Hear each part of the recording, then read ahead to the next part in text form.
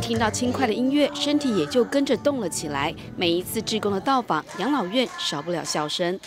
Mereka biasanya kan juga di sini kesepian, jarang ada yang ngunjungin katanya, kangen sama keluarganya juga. Dengan adanya kita di sini kan mereka juga jadi senang.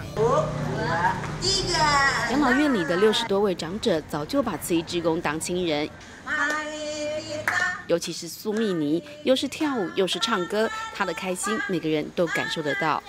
Agak kagum sih, udah 89 soalnya, tapi Bu Sumin itu hebat banget, luar biasa banget. Kita pengen bantuin angkat kursinya, dia nggak mau, dia bisa angkat kursinya sendiri. Terus masih semangat nyanyi, masih memuja Tuhan juga. 有热情，有活力，还有志工帮忙打理门面。